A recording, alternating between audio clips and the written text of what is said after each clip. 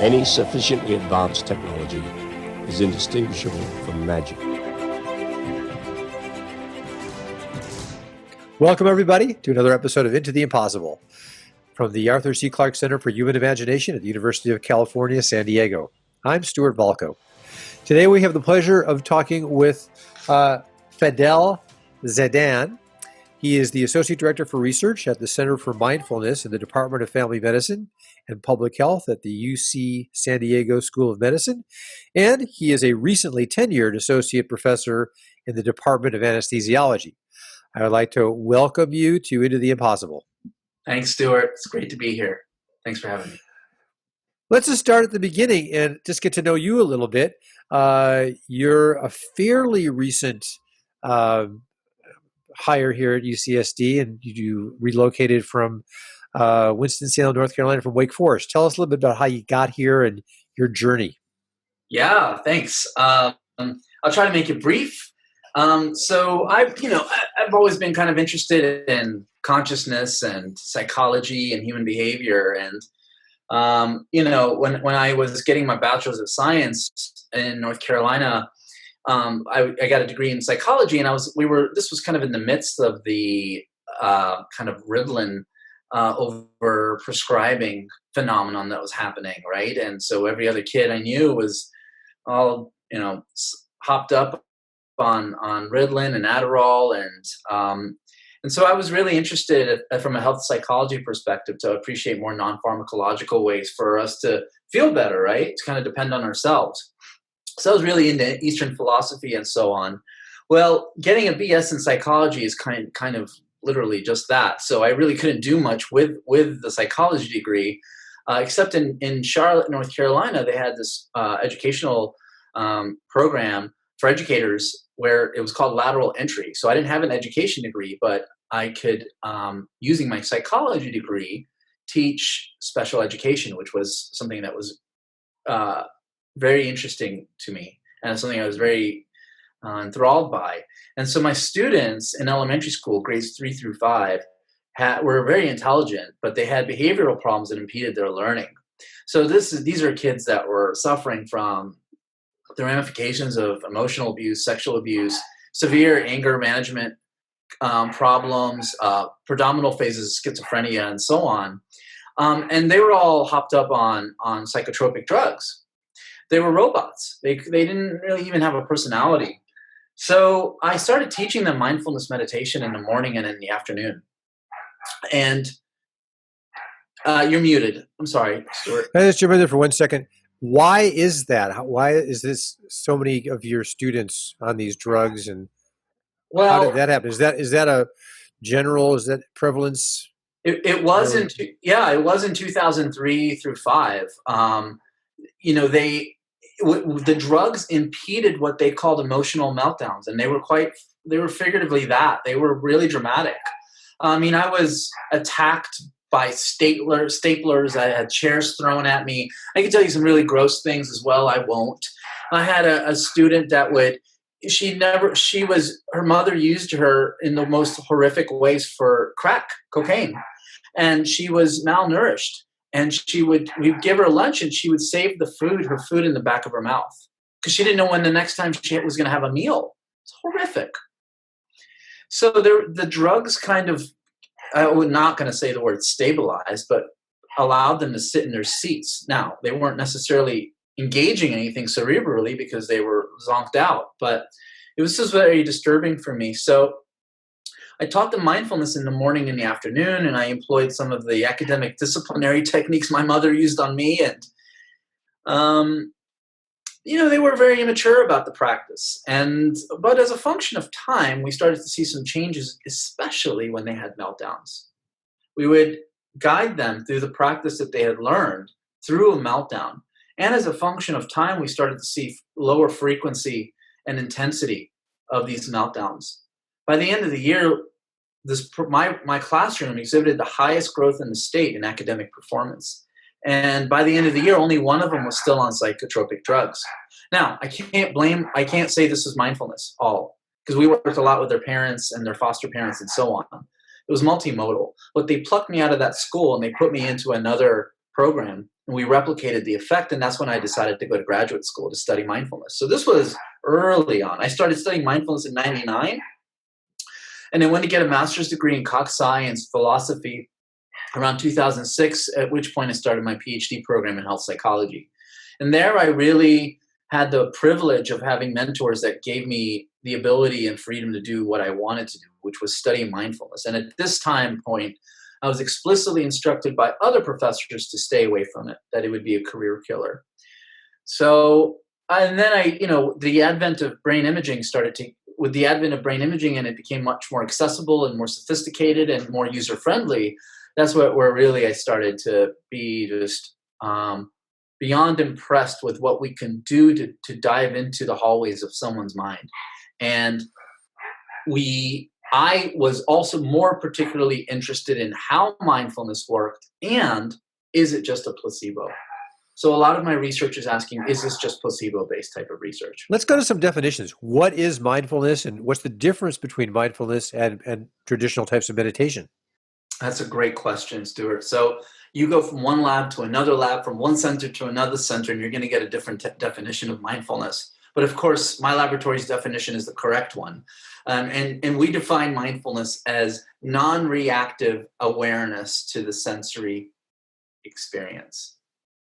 And mindfulness itself can generally contain a number of different practices, but it's really cultivating the practice to be in the present moment without allowing the emotions and feelings to kind of contaminate said moment. And if they do, that's okay, to acknowledge them, let them go, and come back to the meditative object, which is usually the breath. So mindfulness practice is usually about stabilizing attention on a dynamic stimulus. This is why we study the breath. This is why people focus on the breath. And so what that does is it enhances the ability for someone to sustain attention. So you focus on the breath over and over and over. This is really analogous to lifting a weight for bicep strength over and over and over. Now, when you do this, your mind's going to drift away. It's going to go to what you did yesterday, a conversation you had 20 years ago, what you're going to have, your future plans, what are you going to have for dinner, and so on. Feelings too, pain, comfort, positive feelings. So the practitioner is taught to acknowledge those things and to let them go by bringing their attention back to the breath. So that secondary component is teaching the individual to self-regulate their emotions, right? Now, there's thousands of types of techniques of meditation. Mindfulness is distinct in the way that it is directly related to increasing attentional stability and emotion regulation. Other techniques are more mantra-based, where the repetition is eliciting a rhythm that starts to feel good, if you will. A lot of the transcendental meditation techniques are using these mantras to elicit bliss. And some of these things are dogmatic in nature, right? They require a belief into the philosophy for them to be realized. I would say that mindfulness is inherently atheist. Not that you are atheist, but it engages in the way that it's taught here, no spiritual, no religious emphasis. It's a mental training phenomenon. And that's something that we try to really hammer home in our research, especially if this is going to be clinically pragmatic. You really need to kind of get all the peripheral expectations of what the folks think it is out of the way. So for instance, when I was working in North Carolina, there was a lot of Baptists and evangelicals. A lot, right? And so they thought, well, am I going to worship an idol? You know, they see the Buddha sitting with a statue, and am I worshiping? I was like, no, we're not getting, there's nothing religious or philosophical or spiritual about this. You're going to the gym for your mind. So that's the way we try to kind of present it to Westerners. Now, in California, it's a different ballgame, right? People are going to Spirit Rock, they're going to Esalen, they're going to different meditation centers, and they want that spiritual component. And then it's a different game, isn't it? That's something that is powerful in itself, but I try to stay away from that in the research context. Sorry, it was a bit verbose. That's okay, because that answers a lot of my questions, and that allows me to jump to your research. Before we get in specifically, because you're specializing in pain as one of your topics of research, just broadly speaking, and you mentioned brain mapping using various techniques. What does it do to your brain? And what have you found just in general using the techniques that you've had access to, like fMRI and physiological monitoring? And is there a difference between what it does to your brain between meditation and mindfulness? Yeah, it's a great question. So mindfulness does a lot to your brain. We are seeing that mindfulness is engaging multiple processes to increase well-being. And these improvements in well-being are correlated with profound reproducible changes in the brain. The state of meditation will vary from expertise level, from a novice meditator to an adept expert meditator, right? So the novice meditator is going to be engaging more of their prefrontal cortex. So this is the front of the brain. It's kind of the newest update of our brain, kind of the iOS 20, if you will, from an evolutionary perspective.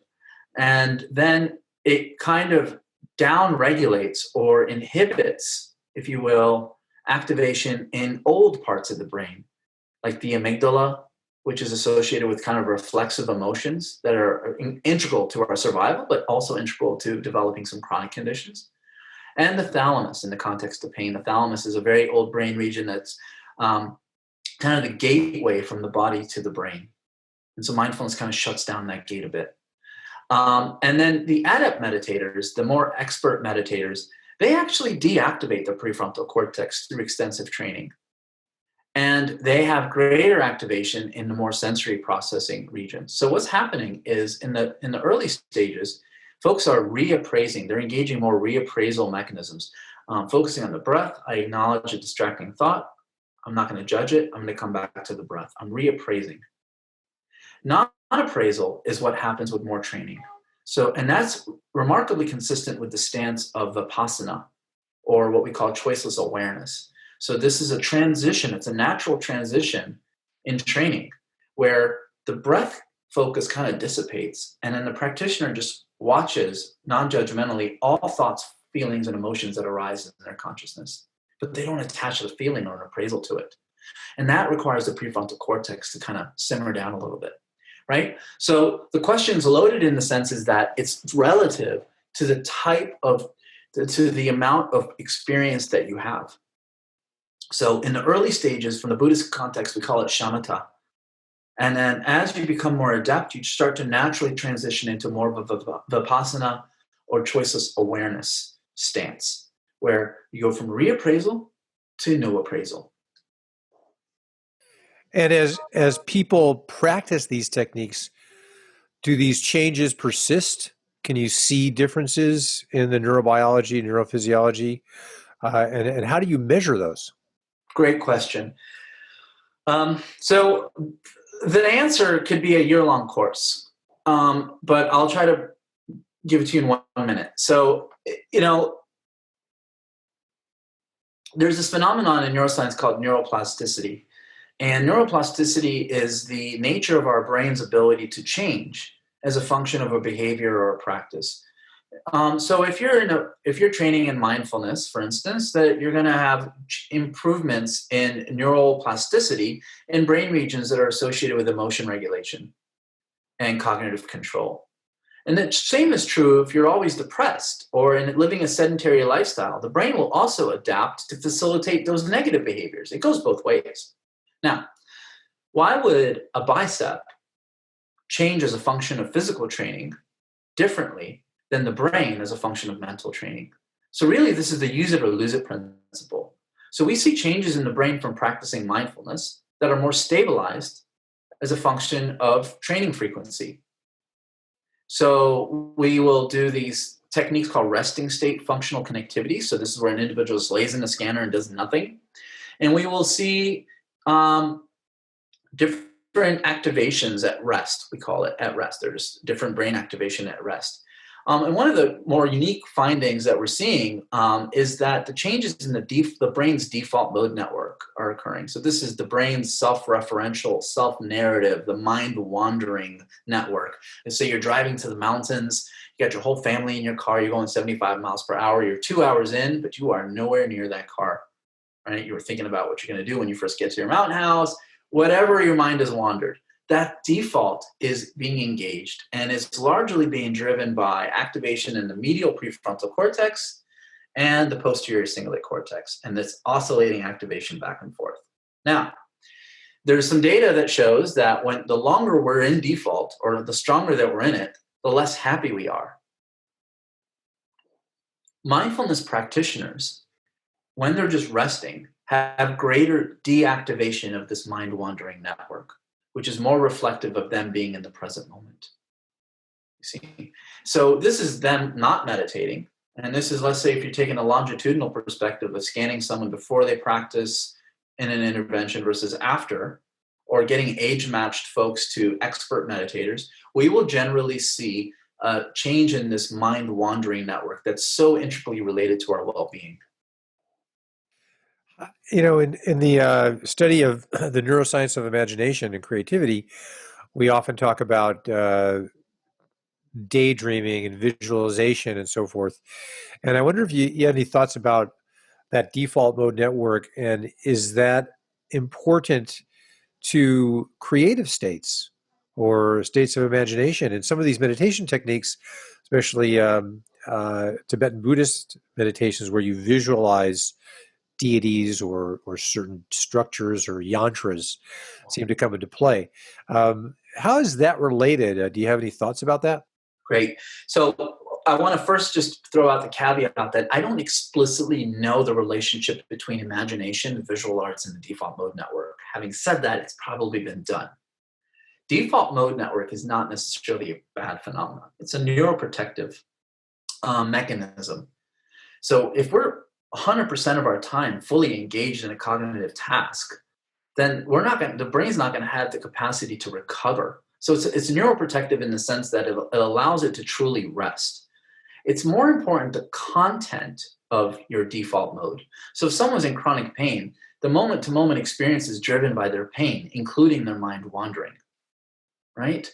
And if you're sailing through the islands of Greece and you're mind wandering, you might be mind wandering all these wonderful, beautiful things that are, engaging your consciousness as you go from one place to the other. So it's relative. So I want to throw that out there. I do think that daydreaming and wandering and this purported network are closely related. And you and I know that daydreaming has led to some incredible insights. So I could never say that that's a bad thing. If the intention is to cultivate an idea through these practices of visualizations and daydreaming, then I would predict that default is more deactivated. You see, default deactivates when we have an intended practice or behavior. The second you drift away from that focus, that's when default kind of engages. So if you have the mental capacity to engage your mind and your visualizations and your daydreaming, if you will, for a proposed intention, then that would be a very positive thing, behaviorally and neurally. And I would predict that if you have a practice that stabilizes your mind, that you'll be able to attain your intention with greater efficiency. But I haven't tested that, you see, so I have to be careful about what I say. Well, what you did choose to do in your career is you used pain as a way of researching this and delving deeper into the neurophysiology, neurobiology of it. We have a lot in common there because I also did my graduate work in pain and stress disease, some chronic pain clinical programs. And you have a very interesting way of testing how people respond to pain. Yeah. And so let's get into that a little bit. Your specific research and the results you've gotten. First, let's talk about the experimental model that you use, which has been the subject of a lot of media attention because it's pretty dramatic. Yeah.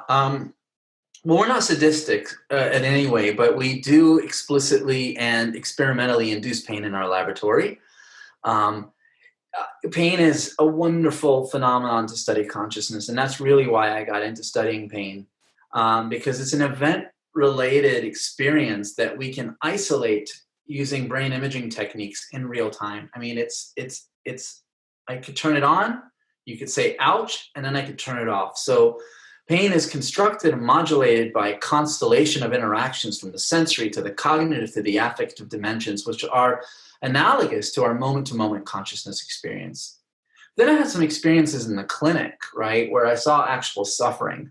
And that was really motivating as well. More so, I think, just to find a way to get folks to alleviate their own suffering. We use a couple of devices that elicit noxious heat. And we'll stimulate the arm and or the leg. So we'll put the probe under the leg while we scan their brains or collect blood or do some kind of pharmacologic antagonism. We do all kinds of stuff to understand how these techniques work. And then after the heat stimulus, which is in the frankly noxious range, but it doesn't cause tissue damage or burns. It's controllable. I mean, you'll have variability in the pain responses, but it's controllable. And they could always lift their leg up and quit, and still get paid. We pay very well. So I should preface it that way.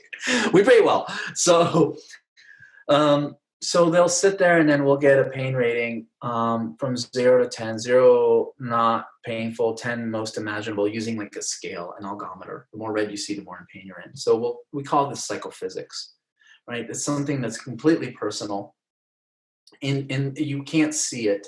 So we need to use validated quantitative sensory testing procedures to get a reliable psychophysical measurement of one's own experience. So just to drill down that just a tiny bit. So psychophysical. So the stimulus you're providing is objective. You know the temperature, and you know the area, and the reaction. People have this subjective index of how painful it is, right? So you sort of correlate the two. Absolutely, and so some folks won't even, to this noxious stimulus, a couple of folks will give me a rating of 0. They'll even laugh through it, like, you're kidding me? This is nothing.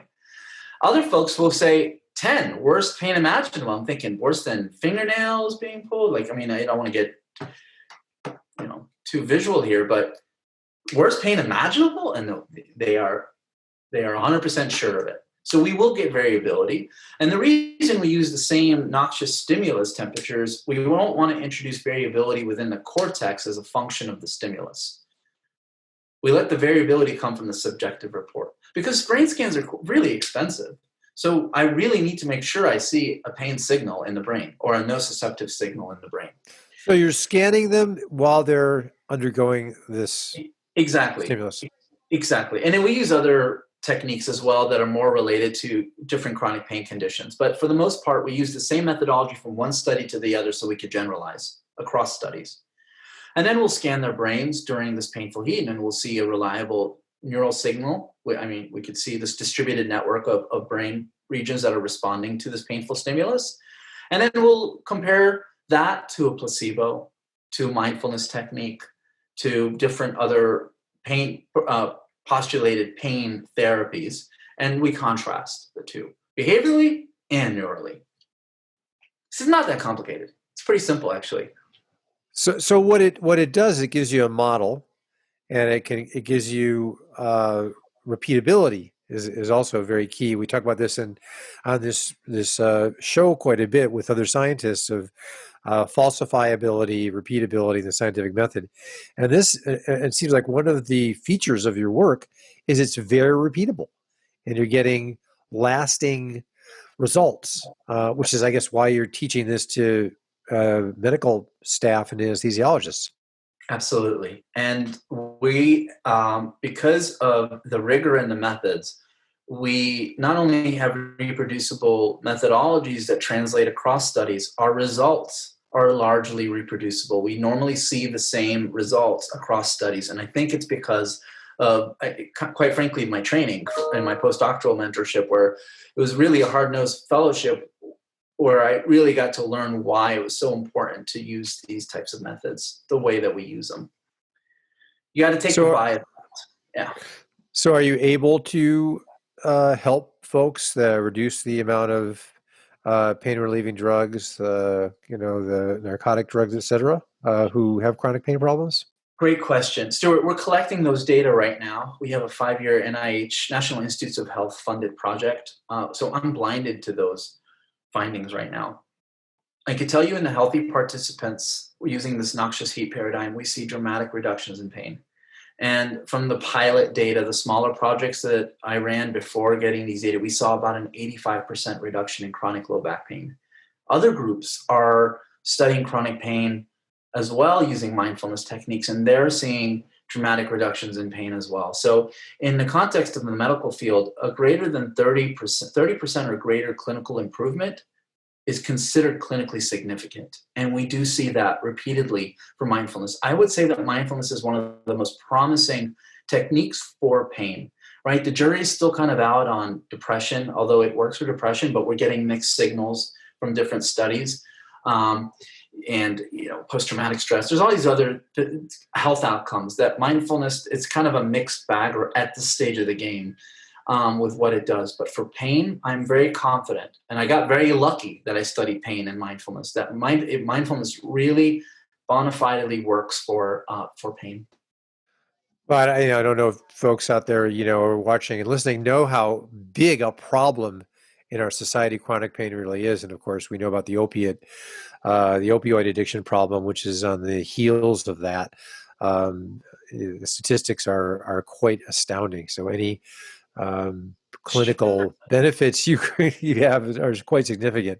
Absolutely. Yeah. I mean, we have in our country, and these are 2012 figures, 100 million Americans that suffer from chronic pain, 1.5 billion worldwide, costs our country alone $635 billion a year. I mean, that's probably a different story as a function of our healthcare system. And yeah, we have an opiate epidemic. There's an over 400% increase in opiate misuse and addiction, and it's directly related to chronic pain. So our own Centers for Disease Control have proposed new prescribing guidelines for pain, and the number one recommendation guideline is to use non-opiate pain therapies. And through our work, we were able to discover, well, let me back up. The number one pain modulatory pathway engages the body's endogenous opiate system. When you stub your toe, your body releases a cascade of endogenous opiates to attenuate that. Other than the endocannabinoid receptors, opiate receptors are the second most concentrated, highest frequency receptors in the brain and body. We are primed for opiate addiction. But we're talking about placebo, distraction, hypnosis, acupuncture, prayer, you name it. All these techniques use the body's opiate system to reduce pain. Well, across 3 separate studies, we were able to discover that mindfulness does not actually use the system. It is non-opioidergic. So, which is wonderful if you consider that if you are addicted to opiates, you would have to meditate like the Dalai Lama to build up and cultivate enough opiates to override the tolerance that you've built. But since it's not using opiates to reduce pain, it's circumventing that pathway. It's utilizing a secondary undiscovered pathway at this point of the game to alleviate pain. So these findings are really quite, appropriate for chronic pain as well as opiate addiction. So moving on a little bit from the discussion of your research in pain, the center also teaches folks how to use these techniques to control stress and improve performance. So I'm very interested in that, and as other benefits to this. Maybe you can talk a little bit about how your research relates to that and some of the programs that you have. Yeah, I can't tell you how lucky I am to be here at UC San Diego. It's a dream come true in so many levels, and one of the most attractive aspects of moving here was that we have one of the best centers for mindfulness. It's a UCSD based center for mindfulness, and it's been around for well over 13, 14 years, I believe. And we train folks on over a dozen different mindfulness standardized programs, from mindfulness-based stress reduction, from mindfulness performance enhancement for athletes and health. There is mindful self-compassion, compassion cultivation therapy, mindfulness resilience development for leaders, for businesses, for physicians. We have mindfulness-based relapse prevention for opiate addiction. There's all types of standardized programs that are tailored to optimize benefits for a whole host of health outcomes. And our teachers are all certified. They're all incredible, and there's a whole army of them. And what we also do is we provide the certification for aspiring teachers as well. So we train the trainers as well at our center. And so when I came here, I had to train all the meditation teachers in North Carolina, which wasn't a bad thing. We had some awesome teachers in Carolina. But here I just show up and there's an entire dozens of teachers that are just so ready to go to get into the research field. So that's made my life a lot easier. It's helped standardize the approach as well in the way that what we use to test. So MBSR and mindfulness-based stress reduction versus mindfulness-based relapse prevention. What are the similarities? What are the differences, right? So our Center for Mindfulness is really, and we have a new executive director, Doug Zadonis, who has a really, he used to be a chair of psychiatry at UMass, University of Massachusetts, and has a long, rich history of integrating mindfulness into his research as well as his department. So we are now fully focused and devoted to expanding our research enterprise within the context of the center. And we've got a lot of cool things happening. And remarkably, this wasn't happening when I was recruited here, but we now also have a new Denny Sanford Institute for Empathy and Compassion, who's led by Dr. Bill Mobley. And we have, collaborations with the Dalai Lama's office and a bunch of researchers here. So, and compassion and empathy training is directly related to mindfulness as well, right? So we're really in this beautiful place right now. And I feel like we're poised to be the kind of center for contemplative science exploration at UCSD in light of our new Center for Mindfulness, the way that our new Center for Mindfulness is set up, the new Institute for Empathy and Compassion, and all the incredible researchers and colleagues that we have in our immediate environment. That's fantastic. Aren't you pumped? I knew it was vast, but that's even bigger than I thought, and more vast. We're just getting started. That's the great thing. Well, one of the things that I noticed, of course, now I wanted to talk a little bit about the pandemic times and the COVID, the increased stresses people are under, the problems, the courses that you're offering, the classes, there are many workshops. You're doing a lot of things online. I can barely keep up with how many events and things that you offer. But how has this affected people, and what is the benefit? I mean, are there certain things that you can do to mitigate that? And maybe you can just tell us a little bit about some of the online things the center's doing. Absolutely, Stuart. I'm glad you brought that up. And we can maybe post the website later, but we are every day now providing free, live, recorded mindfulness training by our teachers on a vast variety of different techniques. And they're recorded so that if you miss it, you can come back and catch it. But if you attend live, you can have inquiry with the teachers afterwards. And we have a ton of people joining us on a daily basis, hundreds. And I think that people have the time to sit, A, and B, we are really in this has never happened before, at least not in the context of 2020, right? When information is presented to you like that. So everyone's stressed. We're anxious. We don't have an ending in sight per se. And so folks are finding ways to self-regulate, and they're finding that mindfulness practices are quite efficacious. We are collecting data on the COVID-19 during the COVID-19 intervention. So before and after each one of these practices that are facilitated live, we collect data. We have IRB approval, ethics approval from UCSD to do this work. It takes about a few minutes. And actually, I just presented some data this morning. Let's see if it'll pull up in a second, but I can tell you that, actually I could pull it up right here, that we have seen now, we have run 176 people have completed the surveys.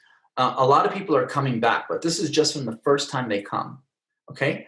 We have a 53% reduction in stress, a 49% reduction in anxiety, a 31% increase in social connectedness, and a 34% reduction in depression. This is just one shot. Okay, and it's self-selected, it's not randomized, we're not using the highest level of rigor. And by the way, I have never presented these like publicly before, but you asked, right? And so we actually have data on this. So we're collecting data on this. And this is in light of pandemic, right? In light of COVID-19, stress, anxiety, depression, and so on. I think that just generally slowing down the breath and focusing on it can really elicit a lot of benefit. Listening to other people experiencing the same anxiety and stress is also therapeutic. And having a teacher that can read your nonverbals, that can potentially address your needs in real time, even in a Zoom, this is all Zoom facilitated, mind you, it can be quite profound. We need each other now, especially when needing each other means being away from each other physically. Right? But we have this privilege that we get to enjoy the technologies that are afforded to us in 2020, where, I can sit here on Zoom and hang out with my buddies all over the world that I've been able to catch up with. I mean, this was happening in 1918, right? It's just a completely different ballgame, right? There's pros and cons, of course. So I digress, Stuart. But so we are training folks daily. We have daily practices. This is sponsored by the Center for Mindfulness and the Institute of Empathy and Compassion at UCSD. And Bill Mobley and Doug and I and the rest of our team really thought, hey, we need to do something about this. People are, really nervous. And so how can we calm them to get them to kind of be patient, be present? There's a lot, and some of our recent guests, for example, Tiffany Shlain has a book called 24/6, and other folks that we've interviewed talk about the unique stresses of depending on the technology so much and how that impacts the way that you're wired, especially, of course, social media, which is causing a lot of conflict and a lot of tension in our society. What do you think about that? I mean, you just mentioned there's an upside to it, which is a very good thing to focus on. How do you balance the dependence on technology and how it impacts your neurobiology? It's a great question. I mean, social media is really an addictive phenomenon. I mean, quite literally, it is addictive. We get addiction-related neurophysiology that relates to the craving of checking your Facebook, your Instagrams, and your Twitters and whatnot, right? And a lot of the things that we read on there are quite emotionally aggravating. I have a tendency to delete people. I know I shouldn't, but I do. I can't help it. There's some things I see that I just don't. And so one way I have done it, balance, is just to get off of those emotional. I am not feeling better after I get off Facebook. And in fact, there's some nice papers that have come out that show that folks are actually more depressed as a frequency of their social media use. Right? And so it comes back to intention, doesn't it, Stuart? Like, what is your intention for getting on Facebook versus what's your intention for sitting with our Center for Mindfulness teachers versus having a Zoom conversation, right? What's the intention here? And I think if folks are mindful or more aware of the emotions and feelings that arise as a function of technological innovation, as well as being a little bit more open about what their intention is for getting on there, then we can maybe kind of assuage the negative effect. But I don't have an answer in that light. All I know is that it's really, in that sense, it's not good for you at all, is it? It's causing a lot of problems, a lot of stress. So let me get into what you do and how what's your daily routine and daily practice? How do you use this in your daily life? Right. Well, I wake up and I have a cup of coffee and I hug my kid and I go for a long run. And I do mindful running and I run about 6 to 9 miles a day, and I try to just be present with my music and my running pace, etc. What do you mean by mindful running? So mindful running is simply being aware of the biomechanics of your stride, the contact of the foot making with the pavement, the motion of running, the rhythm of running, if you're in the present moment of that practice, your breath, right? Then that's mindful running. You're simply aware of the process. So yoga is mindfulness, right? You would agree with that. Yoga practice is a mindfulness practice. Well, yoga is just shifting the attention from the breath, which you can do as well with yoga, which you definitely do with yoga, onto the muscle tension, the stretches, the feelings that arise from the body. Well, why couldn't you do that with running? It's the same thing.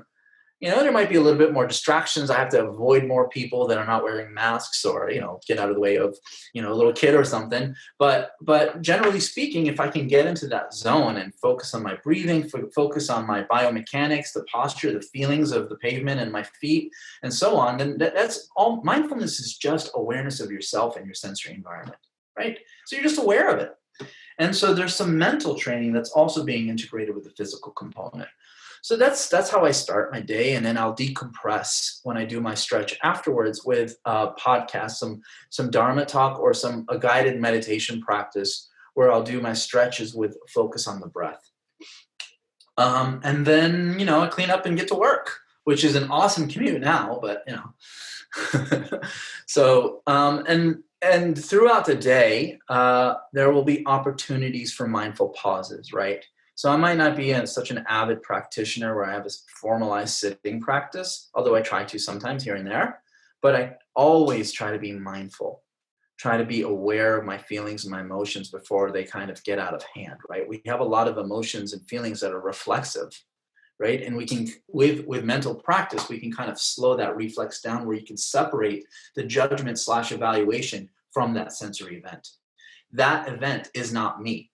But with some of these reflexive emotional reactions, we start to think that feeling and emotion is inherently myself, but it's not. It's just an interpretation that can be easily assuaged. Easily is a strong word. We'll give folks the resources that you have and that the center provides, so people can get started. And there's a lot of apps out there as well that are popularized and advertised. What do you think of those? Well, I don't know. I don't know.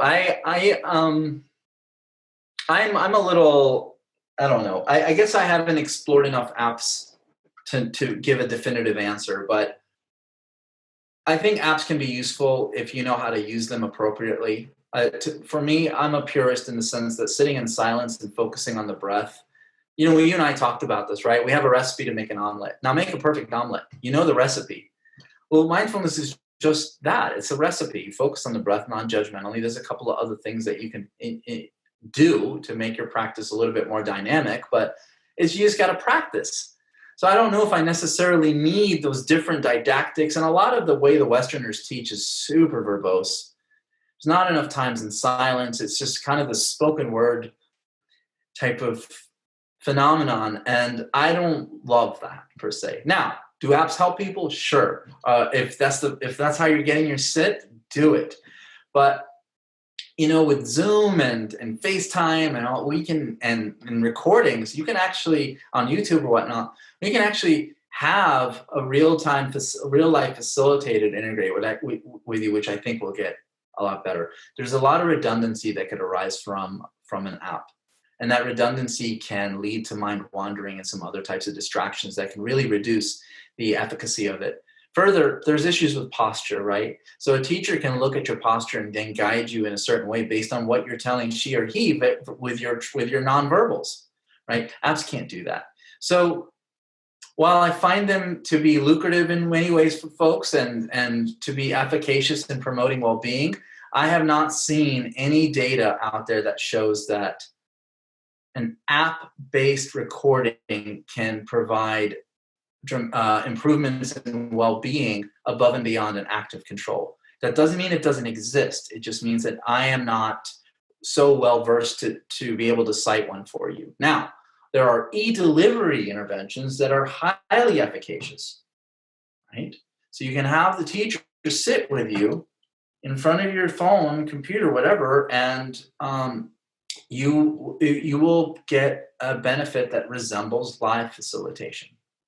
So I think, Stuart, it really comes down to the individual. If he or she has the discipline to follow an app and it works for them, then who am I to say it's not working? Of course, I hear this all the time, that people are finding the apps to be efficacious. But let me give you an example. The Headspace has an app, right? So the Headspace is the most popular one.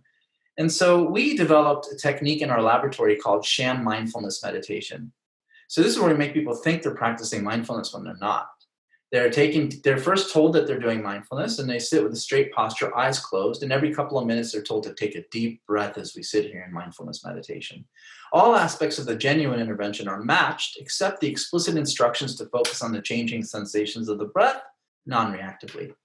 Well, Headspace, kudos to them, tested Andy, who is their teacher's intervention, I don't know how many weeks it is, to X amount of weeks of sham mindfulness meditation. They actually used our technique, and Andy recorded it too.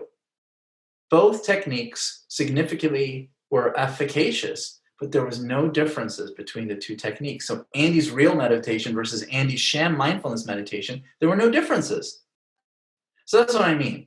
Is it mindfulness that's doing the good stuff, the health promotion? Or is it the belief that you're meditating? Is it just breathing? It's probably all the above, right? But for us to really get an appreciation of what the good stuff about mindfulness is, the mechanisms of mindfulness, we really need to do more placebo-type controlled interventions. I mean, all new therapies, drugs have to go through multiple phases of placebo-controlled trials before they're deemed safe and efficacious. Well, I would argue that meditation research is just as or more susceptible to these non-specific effects. So I'd like to see the field get a little bit more rigorous. And there's a lot of people doing a lot of good work for sure. But it would be nice for us to use the same type of rigor and standards that we employ in modern medicine that we do for contemplative medicine. On that note, you've got a couple of interesting research projects that are imminent. Some of them are getting into the realm of some pharmacological interventions. Do you want to talk a little bit about that and, Sure. Your interest in it? Sure. So again, this is just another benefactor of being at a place like UCSD where it's so open here. I mean, there's so many talented and bright people. And if you can present an idea, no matter how far-fetched it is, people will listen if they say, hey, is it going to work? Do you think it's going to work? So a couple of years ago, Ramachandran, who's a famous psychologist here at UCSD, he does a lot of work with phantom limb pain and mirror box therapy. Well, there was an individual who works in your center, Stuart, that is an amputee that took a very large dose of psilocybin, which is the active ingredient in so-called magic mushrooms. It's a hallucinogen. And this individual was in just incredible amounts of pain from their missing limb. Phantom limb pain is when the individual feels pain because they think the organism thinks that the limb is still there, right? And there's a disconnect between the visual and the sensory input and the actual health nature of the subject. In other words, it's an overreaction of the system to say, hey, help, you're missing a limb. Well, the subject took a very large dose under the supervision and got tested under the supervision of Ramachandran and found that this dose of magic mushrooms completely removed phantom limb pain. And that by the way, for our listeners, is Albert Lin, who's affiliated here and is part of this study you're talking about. Yeah, Albert's just such a great guy, and he's also like National Geographic's Explorer of the Year and a professor and a dad and just a super nice guy. Big fan of Albert, on and off the field. And so Albert basically eradicated this undeniable pain almost permanently. And we have a couple of doctors, physicians here that are also working with folks that are taking psilocybin for their phantom limb pain. And they're seeing the same results, eradication of their chronic pain. We don't see this in the field anywhere where one therapeutic dose of a natural product, may I add, can remove pain. So we are working with our new psychedelic health research initiative at UCSD. We have a website for that as well, to study how natural products like psilocybin and cannabis can impact behavioral and neural and physiological responses to pain. We're eventually going to also move to other health domains such as anxiety, depression, to kind of just get an appreciation of how this works, how these natural products work. Maybe we could isolate said mechanisms and then try to apply them to other therapies to improve well-being. So the doctors are really excited because we've never really seen anything work this way, a one-time therapeutic that can produce long-lasting health and pain improvements. So my lab is moving a little bit into this direction, and can't wait to get started. There's a lot of loopholes you have to jump through to be able to do this work. What's your hypothesis on how a single dose rewires the brain so profoundly? How does it do that? Yeah. I think it does it similarly to mindfulness meditation. You see, mindfulness restarts the moment-to-moment experience. Restarts the mental set in a moment-to-moment way. So focusing on the breath, starting over. Get distracted, start over, come back to the breath. Start over, come to the breath, right?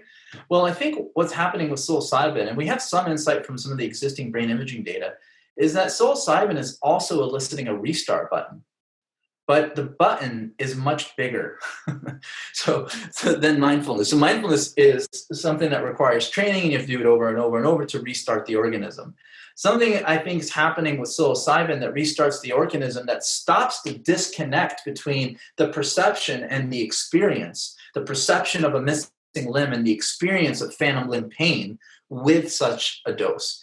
It's like we know that serotonin is going to be involved, but the exact neural processes supporting this are unknown. So the hypothesis is that the prefrontal cortex is going to be somehow involved at restarting neurophysiological pain processing one way or another. I'm really excited. I have no idea how it's going to work, if it's going to work at all. But it will be placebo controlled too, so that's good.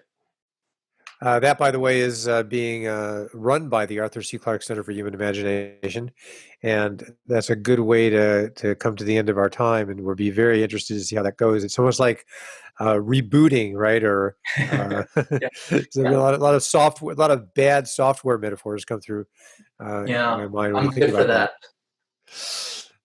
So, just in closing, first of all, I want to really thank you for your time. A lot of really great information. What would you recommend as a first step for our listeners and viewers who want to get into this further? I imagine the meditation is getting into the meditation. So I would say go onto the UCSD Center for Mindfulness website. We have tons of free guided interventions and practices. Start with a 5-10 minute one. Just start 5-10 minutes and just be more aware of yourself non-reactively. And the practice will lead you to do that. And then try to be mindful the rest of the day. The next day, come back, add another minute or two if you feel like it, right? Attend some of our live sessions. That way, some of the questions that will arise, you can have them immediately addressed by a certified teacher, right? Or you can email them too. They're totally available. I mean, we are full on open to helping people right now. So this is a unique opportunity to get formalized training for free, live free training through our center. And if you don't have the time, of course, then try a guided practice that's recorded. There's tons of free resources out there. Just be careful that sometimes people call different meditative practices mindfulness when in fact it's not. It's a very hot term right now, so they just put that tag on there. But if you go in through our center, it's going to be pretty legit. Thank you so much, Fadel, for your time and for the amazing resources that are available. And I'm looking forward to having another one of these when you start your next cohort of research and when we get back to some kind of in-person workshops. Very much. Thank you so much for your time and inviting me, Stuart. It's been great to get to know you. I'm looking forward to collaborating more. Any sufficiently advanced technology is indistinguishable from magic. If you enjoyed this episode of Into the Impossible, please subscribe, comment, share, rate, and review. For a chance to win a free copy of our most recent guest's newest book, send a screenshot of your review to info@imagine.ucsd.edu. We appreciate hearing from you and are always open to your suggestions for future episodes. For more information, go to imagination.ucsd.edu. Find us on Twitter at ImagineUCSD. Watch us on YouTube, listen on iTunes. Into the Impossible is a production of the Arthur C. Clarke Center for Human Imagination in the Division of Physical Sciences at the University of California, San Diego. Eric Veary, Director. Brian Keating, Co-Director. Patrick Coleman, Associate Director. Produced by Stuart Volkow.